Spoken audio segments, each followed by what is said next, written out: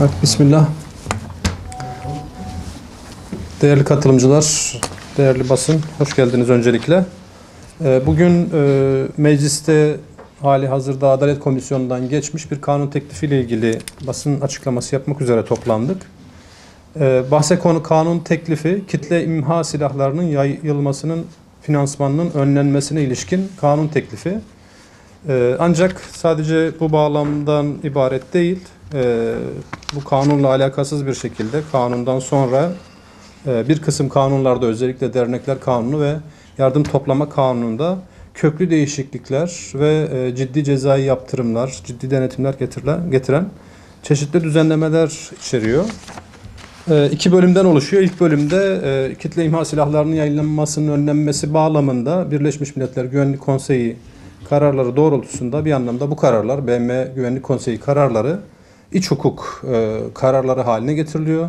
İç hukuk hükmü haline getiriliyor ve devlet dahil olmak üzere Türkiye'deki bütün kişi ve kurumların bu kararlar doğrultusunda faaliyet yürütmesinin zorunluluğu söz konusu. 13 Şubat 2013'te mecliste kanun kabul edildi. Terörizmin finansmanını önleme kanunu şeklinde. O zaman da burada bazı arkadaşlar hatırlayacaklardır. Bu düzenlemeyle alakalı yine topluca bir zannediyorum Reşadiye Oteli'nde Fatih'te topluca bir basın toplantısı yapıp buna itirazlarımızı söylemiştik.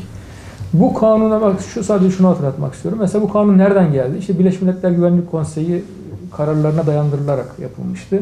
Ve buna bağlı olarak da Bakanlar Kurulu'nun o günlerde aldığı bir karar vardı. Yaklaşık 350 civarında şahıs ve 67 tane tüzel kişiliğin mal varlığına el koymak kararı çıkmıştı. Niçin? Çünkü Birleşmiş Milletler Güvenlik Konseyi'nde bunlar terörle irtibatlı insanlar olarak kabul ediliyordu. Yine mesela somut isim vererek El-Kaide ve Taliban'la irtibatlı oldukları gerekçesiyle dünya çapında değişik kişi ve kuruluşların mal varlıklarına el konulması gündemdeydi. Bakın mesela aradan 7 sene geçti. Bugün Amerika Taliban'la işte Katar'da toplantılar yapıyor, görüşmeler yapıyor. Barış anlaşması noktasında bir takım adımlar atmaya çalışıyor. Yani dün terörist olarak tanımladıkları ve irtibatla geçildiği anda herkesi yine bu kapsamın içerisine soktukları bir yapıyla, bir örgütle mesela bugün kendileri görüşebiliyorlar, anlaşmalar imzalıyorlar. Bu elbette ki Taliban'ın başarısıdır, onun da altını çizmek isterim. Yani yanlış anlaşılmasın. Taliban direnmiştir ve kazanmıştır. Fakat biz 7 sene önce bu yapılanlar mesela yanlıştır, kabul edilemez dediğimizde örneğin Bakanlar Kurulu kararıyla, örneğin Türkiye Taliban'ın herhangi bir uzantısı yok ama uzantısı olmuş olsaydı bunlara mesela terörist muamelesi yapılacaktı. Ama bu kararları aldıran Amerika bir müddet sonra kendisi mesela aynı yapıyla ilişki kurabiliyor.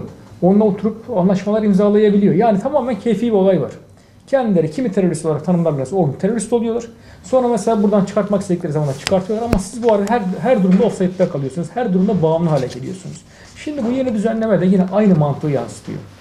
Birleşmiş Milletler Güvenlik Konseyi ile alakalı bir düzenleme, yapılacak düzenlemeler doğrudan iç hukuka yansıtılması isteniyor.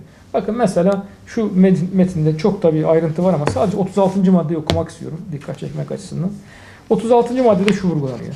Birleşmiş Milletler Güvenlik Konseyi'nin sayılı kararları, atlıyorum burayı, ile bu kararlara dayanarak çıkarılan müteahhit kararlarla listelenen kişi, kuruluş ve organizasyonların tasarrufunda bulunan mal varlığının dondurulması kararları ve bu listelerden çıkarılanlarla ilişkin mal varlığının dondurulmasının kaldırılması kararları Cumhurbaşkanı resmi gazetede yayınlanan kararıyla gecikmeksizin uygulanır. Bakın burada Cumhurbaşkanı'nın hiçbir inisiyatifi yok. Türkiye'nin bir inisiyatifi yok. Birleşmiş Milletler Güvenlik Konseyi diyor ki yani birileri, biz Güvenlik Konseyi'nin nasıl işlediğini biliyoruz. Birileri eğer Birleşmiş Milletler Güvenlik Konseyi'nde terörist olarak tanımlanıyorsa bunlarla alakalı kararlar alacağız. Siz de bunu aynen uygulayacaksınız deniyor ve bu yasa tasarısını hazırlayanlar da diyor ki evet emrinize amadeyiz. Siz bu kararları alın. Biz de aynen uygulayacağız diyor. Hatta vurgu da var. Cumhurbaşkanlığı kararnamesiyle gecikmeksizin uygulanır. Şimdi yani bunun mantığı nedir? Bir taraftan Türkiye işte dünya 5'ten büyüktür. Bu işte bize bir takım dayatmalarda bulunuyor. Biz bunları kabul etmeyiz. İşte S-400 meselesi, Doğu Akdeniz meselesi ve buna benzer pek çok konuda direnme görüntüsü içerisindeyken bir taraftan bu yasa tasarısı tam anlamıyla bu hani açık bir çelişkidir. Bu çelişkinin vurgulanması lazım, ortaya konulması lazım. Dün bazı vekillerle görüşmelerde işte hangi maddeye neresinden karşı çıkıyorsunuz, bunu somutlaştırır mısınız gibi şeyler oldu, talepler oldu. Yani bunun düzeltilebilecek bir tarafı yok. Öncelikle şu mantık yanlış. Yani kitle imha silahlarının imhası başlığıyla bir yasa getiriyorsunuz. Bunun içerisine derneklere, vakıflara sıkıştırmaya dönük bir sürü mayın mahiyetinde madde koyuyorsunuz. Kimin ne zaman üzerinden geçeceği ve ne zaman patlayacağı belli olmayan mayınlar bunlar. Dolayısıyla buna şiddetle karşı çıkmak lazım. Düzenlemenin kendisi yanlıştır. Düzenleme en azından kamuya açık bir şekilde, ilgili kuruluşlara, derneklere, vakıflara, gönüllü teşekkürlere açık bir şekilde, onlarla tartışarak, onların da görüşleri alınarak, eğer ihtiyaç varsa bu yasaya, onların da görüşleri alınarak, istişare edilerek yapılması lazım. Böyle apar topar, yangına mal kaçırırcasına ve kimsenin haberi olmadan yapılan düzenlemeler hayır getirmez. Bunu vurgulamak istiyorum. İki şeyi de vurgulayarak bitireyim. Bir tanesi, bakın bu ülkede yani yıllardır, 10 yıllardır yaşadığımız bir sıkıntı. Bu kanunla bir kez daha somutlaşıyor. Terör diye bir tanım yapıyorsunuz. Daha doğrusu tanım yapmıyorsunuz. Terör diye bir kavram kullanıyorsunuz. Bu kavramın kimin nerede eline nasıl bir silah olarak işleyeceğini bilmiyoruz. Geçmişte bunları yaşadık. Terörle mücadele kanununda bir düzenleme yapıldı. İşte güya işler iyiye gidilecek denildi. Fakat muğlak bırakıldığı için, bakın dün mesela daha az, örneğin Hizbut Tahrir mensupları dün daha az ceza alırken bugün daha fazla ceza alıyorlar. Yani bırakın şiddet uygulamadıkları için bu tamamen bu işin dışında kalmaları gerekirken, bilakis daha sert, şiddet bir şekilde cezalandırılmalarının yolu açılıyor bu tür muğlak düzenlemelerle. Şimdi bugün yapılan şey de aynı. Terör diye bir kavram kullanıyorsunuz. Hangi emniyet mensubunun, hangi savcının ya da hakimin bunu nasıl algılayacağı, nasıl yorumlayacağını bilmiyoruz. Hangi durumlarda mevcut iktidarın kadroları değişebilir ya da iktidar değişebilir. Bunların özellikle İslami faaliyetler yürüten çevrelere karşı nasıl bir baskı unsuruna dönüştürüleceğine için hiçbir garanti yok. Ama maalesef iktidar vekilleri hiçbir en küçük bir basiret kırıntısı gözetmeksizin açıkçası dolu bir silahı ortaya, yani şarjörü doldurup ortaya bırakıyorlar. Kim nerede, kime karşı nasıl kullanacağı belli değil.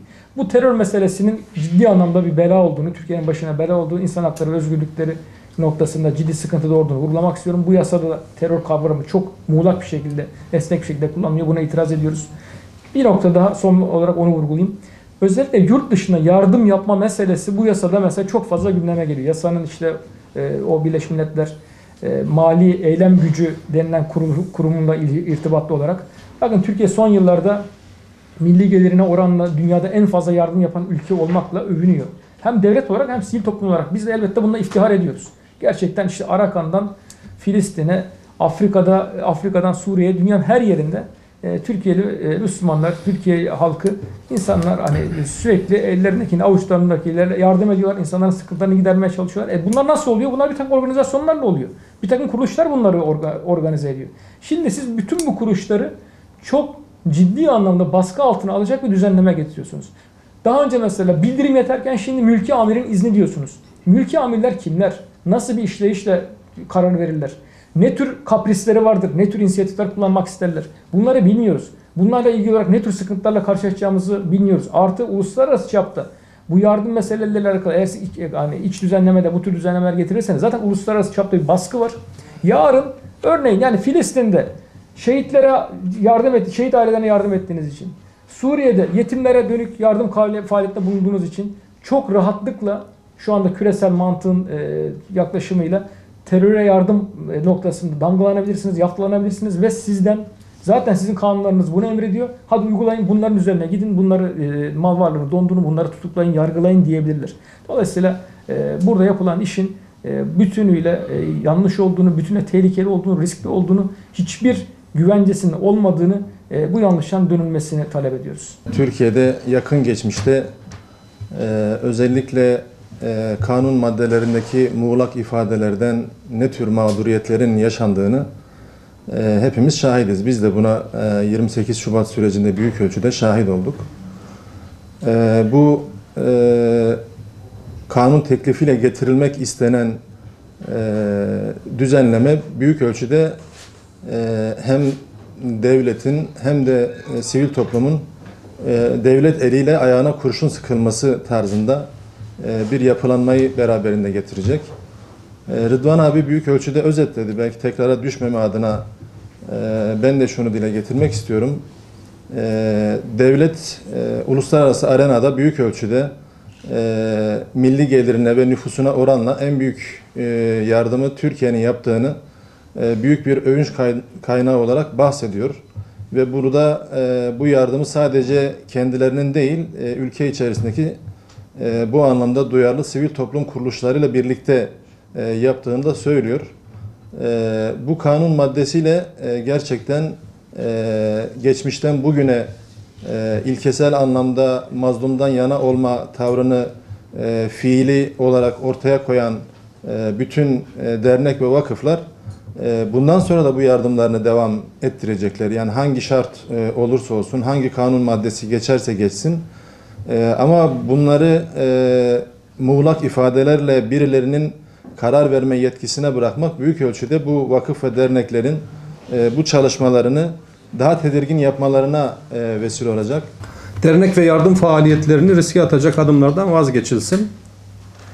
Kitle imha silahlarının yayılmasının finansmanının önlenmesine ilişkin kanun teklifi adı altında 16 Aralık tarihinde meclise sunulan ve içeriğinde yardım toplama faaliyetleri ve dernekler yönünden ciddi sıkıntılar barındıran kanun teklifi 19 Aralık tarihinde Adalet Komisyonu'ndan geçmiştir.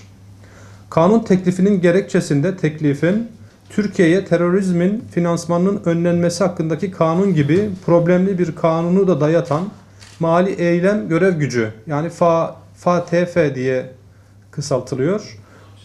Bu kurumun tavsiyeleri doğrultusunda hazırlandığı ifade edilmektedir. Kurucularının tarihsel olarak en çok kitle imha silahı kullanan devletler olduğu bilinen FATF'ın tavsiyelerini tartışmanın gerekliliği bir yana bahse konu kanun teklifi esasen FATF'ın tavsiyelerini de aşan bir boyutta sivil toplum alanını toptan işlevsizleştirecek, denetim ve yaptırımları daha da artıracak düzenlemeler içermektedir. 2013 yılında kanunlaşan, kurumsal olarak risklerine de vurgu yaparak tepki gösterdiğimiz, ki Rıdvan abinin bahsettiği Reşadiye Otel'de yapılan toplantı böyle bir toplantıydı. Türkiye'deki sivil toplum örgütlerinin açıkça karşı çıktığı, aleyhinde basın açıklamaları ve çalışmalar yürütülen, terörizmin finansmanının önlenmesi hakkındaki kanun ile temelleri atılan süreç daha sıkıntılı ve sivil toplumu toptan işlevsizleştirecek bir yöne evrilmektedir.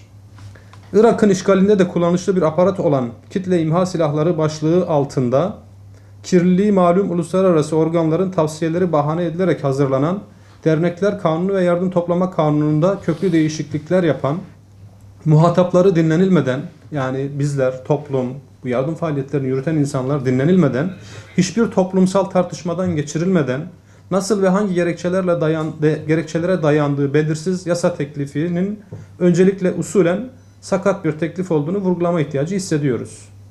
Ki yine Rıdvan abi bahsetmişti, dernekler ve yardım toplama ile ilgili bir düzenlemenin kitle imha silahları gibi bir başlık altında zaten sunuluyor olması bile başlı başına usul hatası taşıyor. İçerik açısından özellikle dikkat çekmek isteriz ki teklifin 15. maddesiyle basit bir soruşturma ile bile, ki bu masumiyet karinesine de aykırı bir durum, dernek organlarında yer alan kişinin hatta dernek organının geçici olarak görevden uzaklaştırılmasının, derneğe kayyum atanması ile gerekli görülürse derneğin faaliyetinin toptan ve geçici olarak durdurulmasının yolu açılmaktadır. Soruşturma ve kovuşturmaların uzunluğu ve niteliği basit bir gizli tanık beyanı ile bile kişi ve kurumların rahatlıkla soruşturmalara dahil edilebildikleri dikkate alındığında sivil toplumun karşı karşıya bulunduğu risk anlaşılacaktır. Zaten ciddi bir denetim, yaptırım riski ve bürokrasi ile kuşatılmış bulunan sivil toplumun sesini daha da kısacak, şiddete bulaşmadığı mahkeme kararları ile bile sabit örgütlerin dahi terör örgütü kapsamına alındığı bir vasatta terör gibi muğlak ve kaygan bir kavram üzerinden sivil toplum faaliyetlerini ve itirazlarını kriminalize edecek, ifade özgürlüğünü ve örgütlenme hakkının özünü zedeleyecek düzenlemeye açıkça itiraz ettiğimizi vurgularız. Biz aşağıda imzası bulunan kuruluşlar olarak söz konusu teklifte yer alan Dernekler Kanunu'na ve Yardım Toplama Kanunu'na ilişkin maddelerin teklif metninden çıkarılmasını, bu tür düzenlemelerin ilgilileriyle istişare edilmeden tepeden inme yöntemlerle hazırlanmaması gerektiğini vurgularız.